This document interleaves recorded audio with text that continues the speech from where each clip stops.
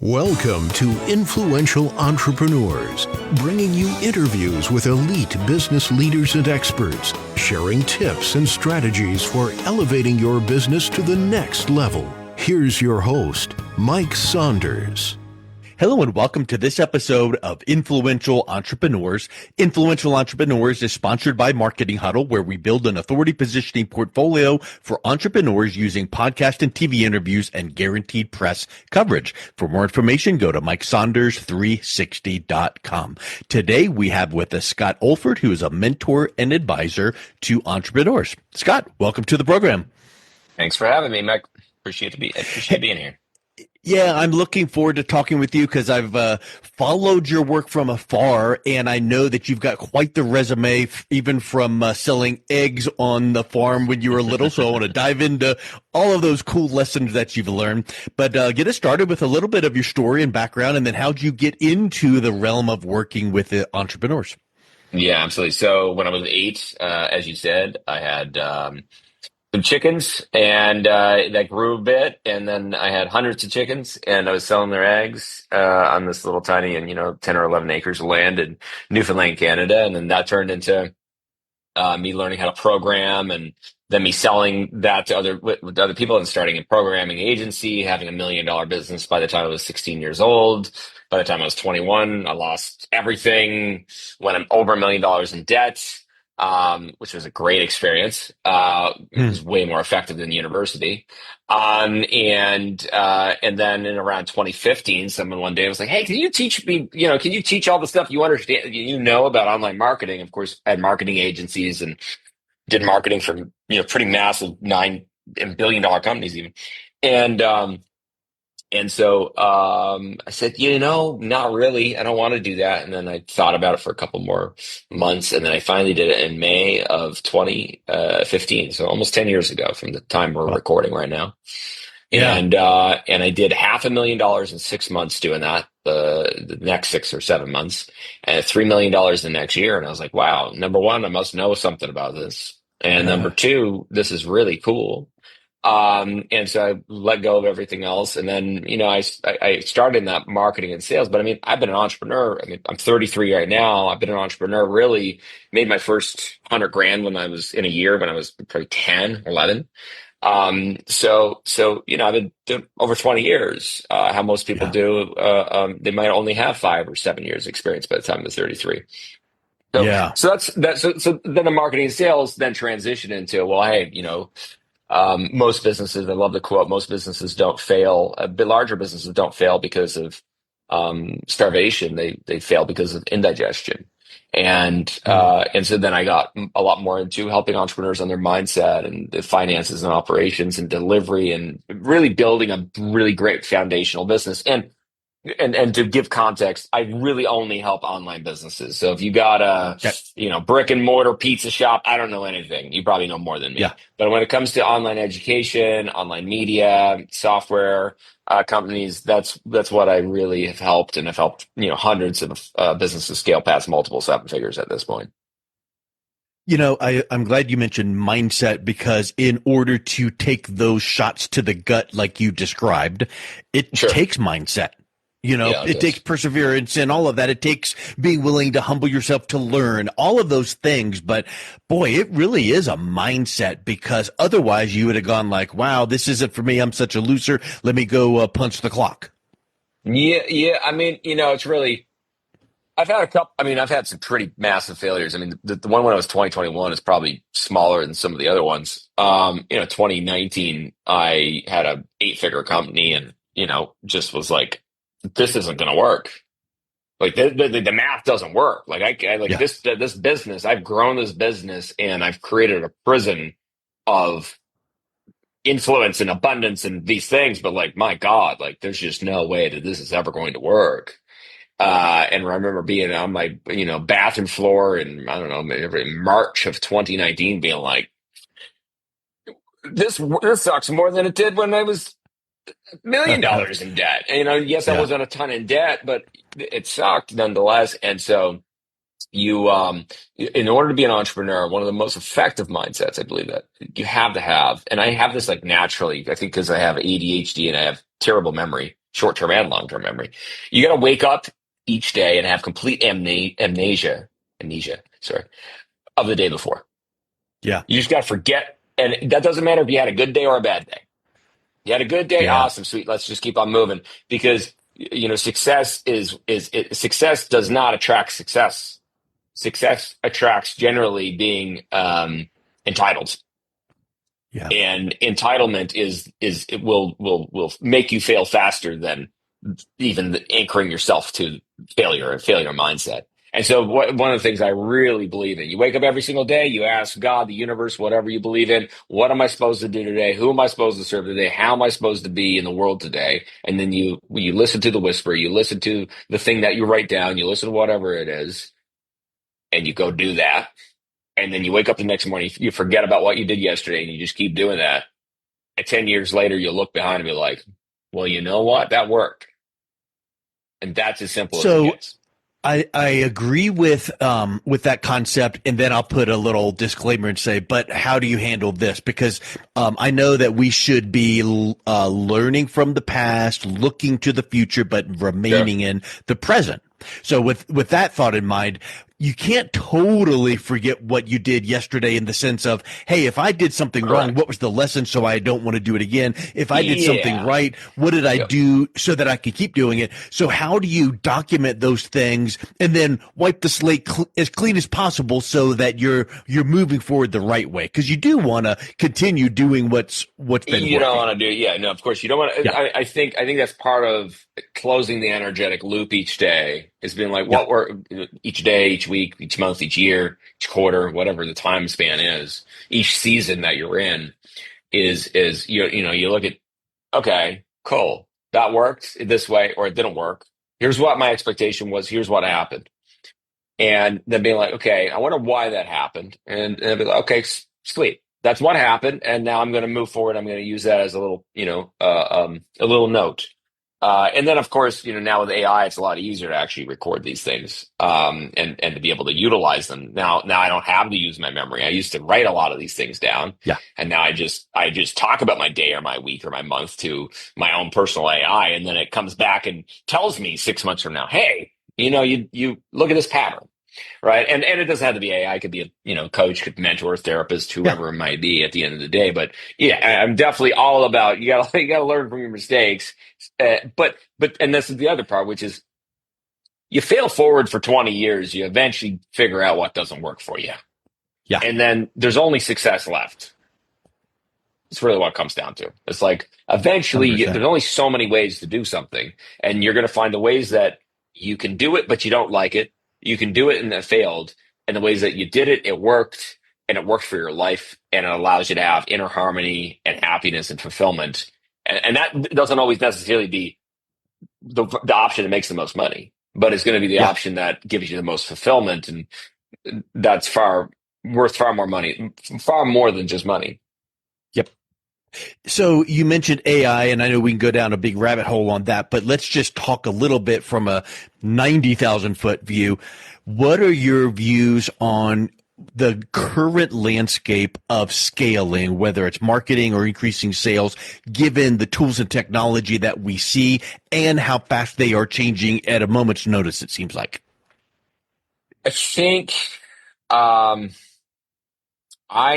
the last probably 7 or 8 years, most of my revenue has been generated between $10,000 and $50,000 a year for someone coming and working with me. And then, I probably generated, $1 million to $2.5 million a year with people paying me over $100,000.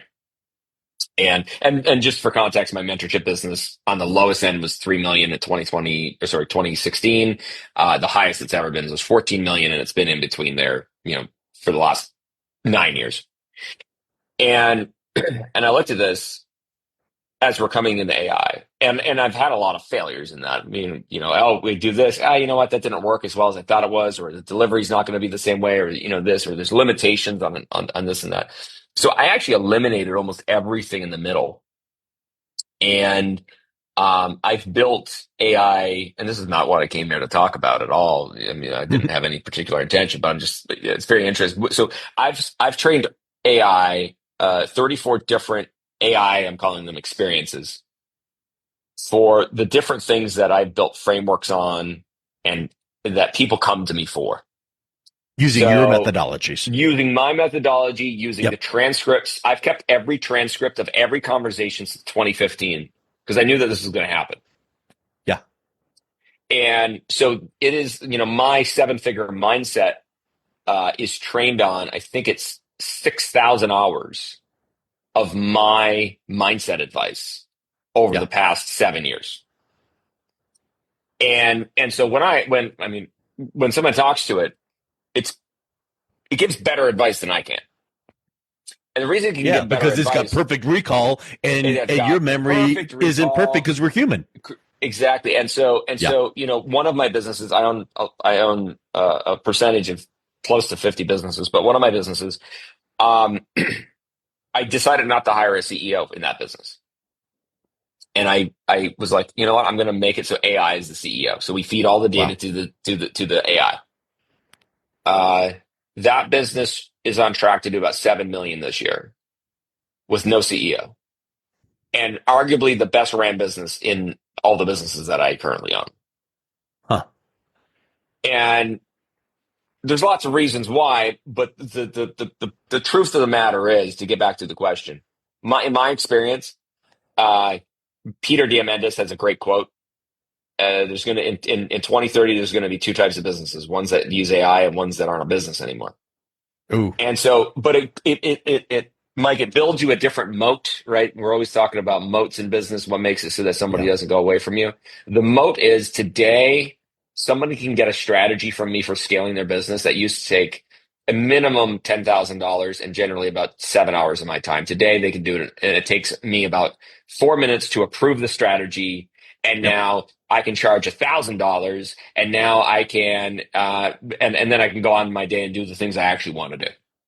It gives me infinite scale while still giving someone a result that's actually better than if they just worked with me. And so now people hire me one-on-one now? It's for being in person with me. It's for my mindset and energetic work. It's for things that I love talking about, because after doing this for such a long time, I don't want to plan out another marketing funnel. I'd rather AI do that. Yeah. So that you can take the condensed output, sit down with that person one-on-one and go, okay, now let's get creative about this and implementing it. Correct. Absolutely. Yeah. It's a massive time save. The things that used to take 50 hours for someone to do in my world when they come in and pay me money takes 3 or 4 hours. And now it's 10 times better than it was. And we're talking 3 years ago. We're not talking a significant amount of time. And so I think there's going to be a lot of disruption. There already is a lot of disruption, but I think the next 3 years, you're going to see a massive amount of disruption, because there really isn't any way around this. When somebody can come and get a 10 times better product for a 10 times lower cost, it doesn't matter how great your brand is. It simply doesn't. Brand only has so much power. Because getting something, they still want to save their own personal time and money. Correct. So your brand might be like, oh, wow, I'm following XYZ brand and they're amazing. But if they were given the choice, they'd much rather invest 1 hour of their personal time with that brand and 1/10 of the money with that personal brand. They still respect the brand, but if the brand 100%. Isn't recognizing what's going on in the market, you're missing out, because people will move on. Yeah, people will move. And I think, personal brand. I've been building my personal brand for 10 years. I've spent well over 8 figures on my personal brand, building it. I believe it's one of the best assets you could have. Would I rather have $10 million of real estate or my personal brand? I'll take my personal brand all day long. And so the truth is, you gotta, in my opinion, you're going to have, there's a transitionary time right now. And I think if you're not in the know in this transitionary time, doesn't matter how great your brand is. This is one of the rare times that it's almost like if you didn't start using the internet in 2000. Yeah. And you're like, you know what? No, I don't want to use the internet. Well, that's what happened to Blockbuster. Yep.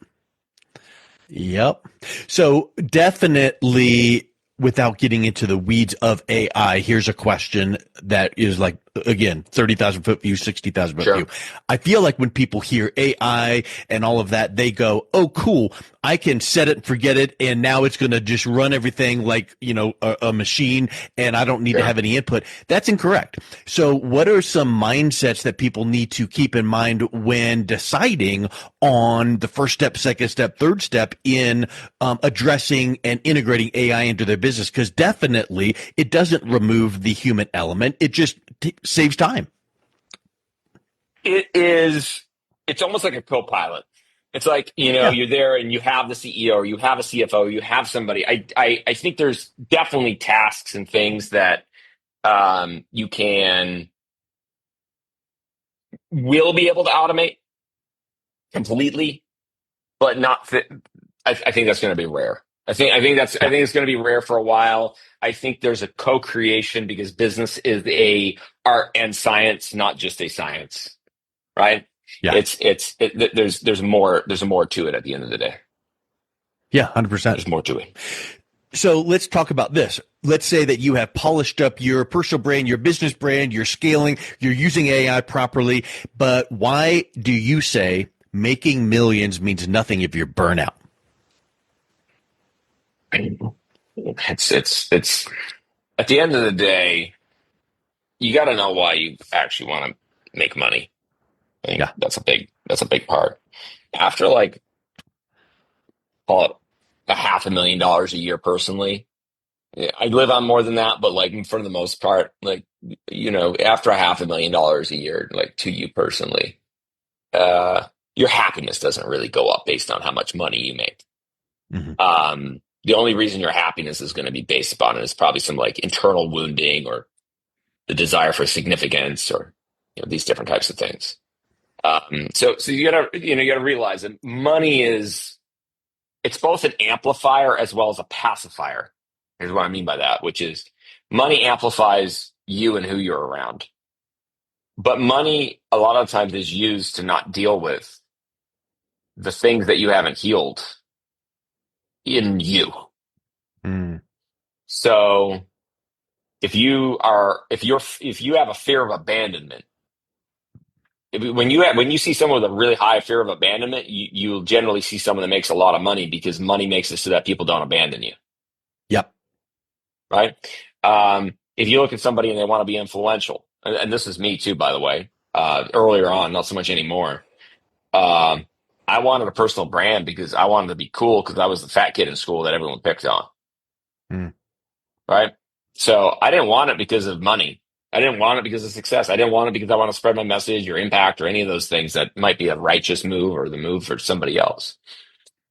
And so once you really get into it, you got to be like, all right, why do I really want money?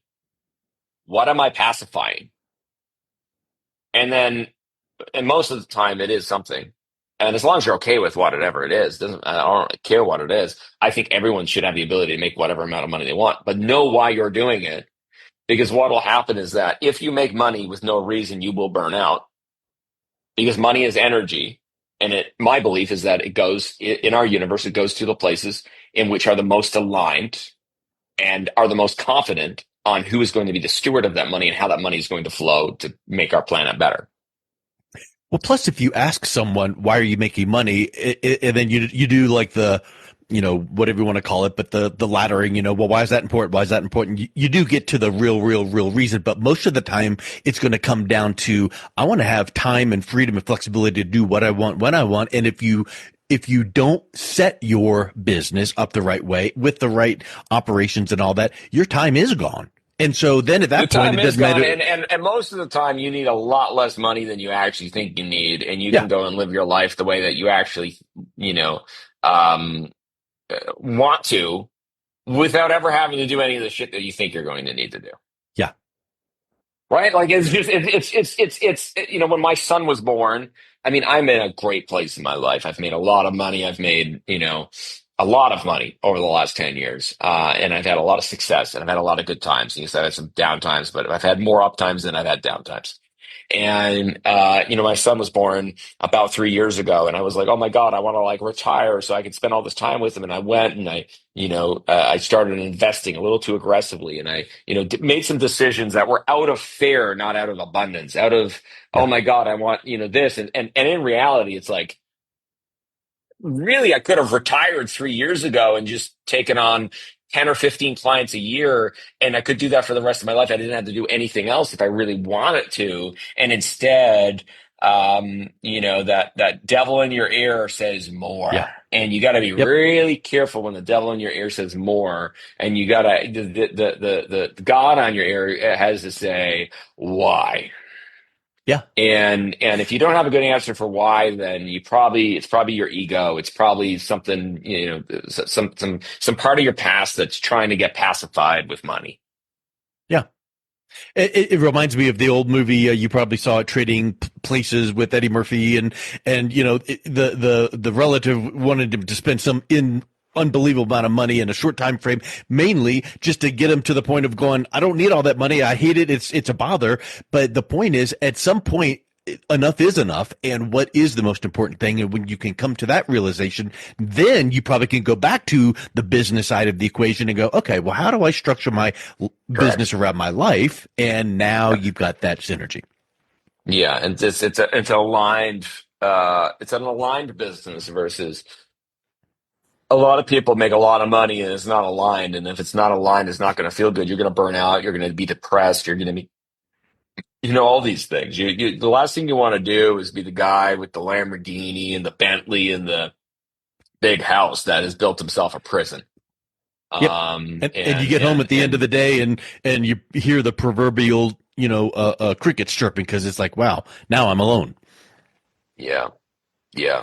Well, Scott, this has been super enlightening. If someone is listening to this, go on, help me, guide me in my online digital marketing endeavors. What's the best way that they can start engaging with your brand, learning what you do, and reaching out and connecting with you? If you go to scottoldford.com, you should be able to take it from there. Lots of different resources, things that you can get to help you scale. And obviously, if you're scaling past multiple seven figures, you need some help with that, always happy to help. Excellent. Well, Scott, thank you so much for coming on. It's been a real pleasure talking with you. Yeah, likewise, Mike. Appreciate it.